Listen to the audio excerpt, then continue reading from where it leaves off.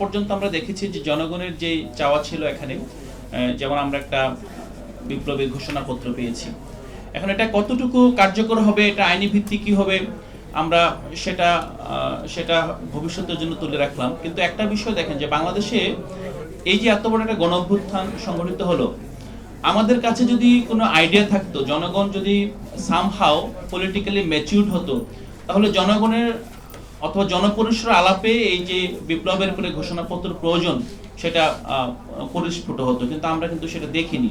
আমরা দেখেছি যে 5 আগস্টে আপনার জনগণ বিজয় উল্লাস করে ঘরে ফিরে গিয়েছেন, কিন্তু জনগণ একটা বিষয়ে কখনোই বৈপ্লবিকভাবে অনুধাবন করতে পারেননি যে হোয়াট নেক্সট, তারপর আসলে কি হবে। তো মূলত আমরা দেখেছি যে এই 5 আগস্টের জনগণের ঘরে ফিরে যাওয়ার পর 5 আগস্ট সন্ধ্যার পর থেকে আনাগোনা শুরু হয় কিভাবে বিপ্লবীদের হাতেই আবার রাষ্ট্রকে নিয়ে নিতে হবে। যদিও এর মধ্যেই রাষ্ট্রের যেই স্টেক হোল্ডার্স আছেন, যারা পলিটিক্যাল স্টেক হোল্ডার্স, পাশাপাশি এখানে সেনাবাহিনী এবং অন্যান্য যারা প্রাতিষ্ঠানিক শক্তি আছেন, যে ব্যবসায়িক গোষ্ঠী, তারা কিন্তু এই সন্ধ্যার মধ্যেই আবার পুরনো বন্দোবস্তে রাষ্ট্রকে ফেরত নিয়ে যাওয়ার পুরোপুরি আয়োজন সম্পন্ন করে ফেলেছিল।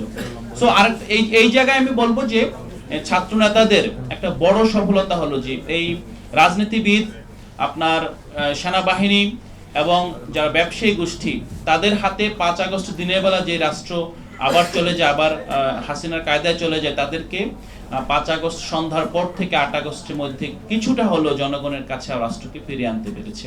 তো সেই জায়গাগুলো যদি আমরা বিবেচনা করি, তাহলে আমরা বুঝবো যে আসলে এই সরকার আসলে তাকে আমি কিভাবে মূল্যায়ন করব। আরেকটা বিষয় উপস্থাপন করতে চাই এখানে, যে আমরা যেই তথ্যের আলোকে, পরিসংখ্যানের আলোকে বলছি যে গত বছরের এই পয়েন্ট থেকে এই বছরের এই পয়েন্টে কত প্রবৃদ্ধি হলো, কতটুকু চেঞ্জ হলো, এটা নিতান্তই একটা আপনার মানে অমূলক ব্যাপার, যে কোনোভাবে আমরা হাসিনা সরকারের পরিসংখ্যানের সাথে এই অন্তর্বর্তীকালীন সরকারের যে তথ্যভিত্তিক কোনো আলোচনা সম্ভব নয়। এটা অসম্ভব একটা ব্যাপার। আপনারা দেখেছেন যে বিবিএস কে 15 বছরের সরকারের ডাটা উৎপাদনের একটি মেশিন বানানো হয়েছে, প্রোপাগান্ডার মেশিন বানানো হয়েছে বিবিএস কে। আমাদের বিবিএস এর তথ্য ওয়ার্ল্ড ব্যাংক, এডিবি কিংবা বৈশ্বিক কোনো সংস্থা আপনার অ্যাকসেপ্ট করছেন না। যদিও বিবিএস এর কিছু কিছু আপনার সার্ভে ওয়ার্ল্ড এডিবির তত্ত্বাবধানে আপনার সংগঠিত হয়, কিন্তু সবচেয়ে বড় বিষয় হলো যে আপনার ডাটা সন্ত্রাসের যুগে, ডাটা সন্ত্রাসের সময় আমরা দেখেছি যে কোনোভাবে তারা ডাটাকে আপনার ম্যানিপুলেট করতেন। তো সেই ক্ষেত্রে নতুন বেজ নিয়ে কিন্তু আমরা শুরু করেছি, এবং আমাদের যে এই বছর জিডিপি প্রবৃদ্ধি যদি নেগেটিভও হতো, আমরা মনে করতাম যে এটা খুব বেশি আপনার আটকে ওঠার মতো বিষয় না, কারণ দীর্ঘদিন ধরে জিডিপির বেসটা এমন একটা জায়গা নিয়ে নেওয়া হয়েছিল যে আপনার নেগেটিভ থেকে অথবা নতুনভাবে বেস চেঞ্জ করে শুরু করাটাই হলো বাস্তবতা। সেক্ষেত্রে আগের বছর কি হয়েছিল এটার সাথে এই বছর কোনোভাবেই চিন্তা করা যায় না। যেটা ওসমান হাদি বলেন যে 16 বছরের যেই ক্ষতিপূরণ হয়তো 32 বছরও সম্ভব হতো না। তো এটা বাস্তবতা। তো আমি সাম আপ করতে চাই এই জায়গায় যে আমরা অন্তর্বর্তীকালীন সরকারের কাছ থেকে আসলে এই মাইক্রো অ্যাচিভমেন্ট চাচ্ছি না, আমরা চাচ্ছি যে ম্যাক্রো অ্যাচিভমেন্ট। আমরা প্রাতিষ্ঠানিক সংস্কার চাচ্ছি, আমরা যে রাষ্ট্রের যে চুক্তির নবায়ন চাচ্ছি, এবং রাষ্ট্রের আমরা যেই সনদ দেখছি যে এই জুলাই সনদ যে বাস্তবতা সংগঠিত হচ্ছে, বাংলাদেশের রাজনৈতিক দলগুলোকে এবং সিভিল সোসাইটিকে একসাথে নিয়ে আপনার জাতীয় গুরুত্বপূর্ণ বিষয়ে ঐকমত্য হওয়ার নজির খুব কম। এই জায়গায় একটা যে নতুন নজির স্থাপন হয়েছে ঐকমত্য কমিশনের মাধ্যমে, আমি এটাকেও মনে করি সরকারের একটি বড় অর্জন। এটাকে খাটো করলে দেখলে চলবে না যে রাজনৈতিক দলগুলো প্রতিনিয়ত রাস্তায়, তারপর প্রেস ক্লাবে কিংবা বিভিন্ন ফোরামে মারামারি, হাতাহাতি, বাদানুবাদ করে তারা রাষ্ট্রে খুব গুরুত্বপূর্ণ সংস্কারে ঐকমত্য হচ্ছেন বিভিন্ন ক্ষেত্রেই, নোট অফ ডিসেন্ট থাকা সত্ত্বেও। তো এইটাও এই সরকারের একটা অভিনব অর্জন বলে আমি মনে হয়। তবে এখন সামনের দিনগুলোতে যে বিষয়টা আছে, আমি খুবই স্পষ্টভাবে বলতে চাই, নির্বাচন নিয়ে আমরা দেখেছি যে বিভিন্ন মহলে সংশয় দেখা যাচ্ছে, বিভিন্ন মহল নির্বাচনকে সামহাও থামিয়ে দেওয়ার চেষ্টা করছেন বিভিন্নভাবে। আমরা অতীতেও দেখেছি।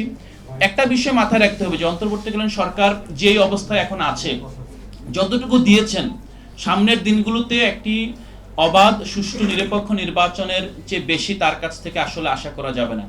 এবং আমরা যদি আমাদের যেই চাওয়া আছে, চাওয়াটা এখনই সীমিত না করি, এবং যদি মনে করি অনেকেই যেটা ভাবছেন এখনো বলছেন যে না এখনো বিপ্লবী সরকারের সময় আছে, এখনো বিভিন্নভাবে এই সরকারের কাছ থেকে রেডিকেল আদায় করার মতো সুযোগ আছে, আমি মনে করি যে সেই সুযোগটা আমরা ইতিমধ্যে হারিয়ে ফেলেছি।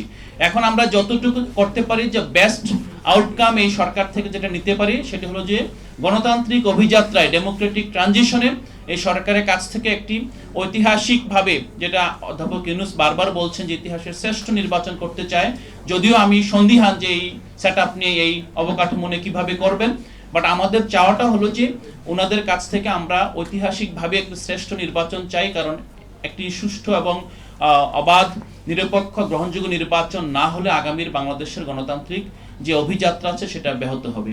তো সেই প্রত্যাশা আমি আশা করব যে আজকে এই আলোচনাটা সরকারকে মানে মাইক্রো ম্যানেজমেন্টের দিকে, মন্ত্রণালয় ভিত্তিক অ্যাচিভমেন্টের দিকে ধাবিত না করে একটি কিভাবে গ্রহণযোগ্য নির্বাচন, তার পূর্বে অবশ্যই যে জুলাই সনদ, সেই সনদের আলোকে নির্বাচনটা করে এই সরকার এক্সিট নিতে পারে, সেই প্রত্যাশাই আসলে এখন গুরুত্বপূর্ণ। সবাইকে ধন্যবাদ।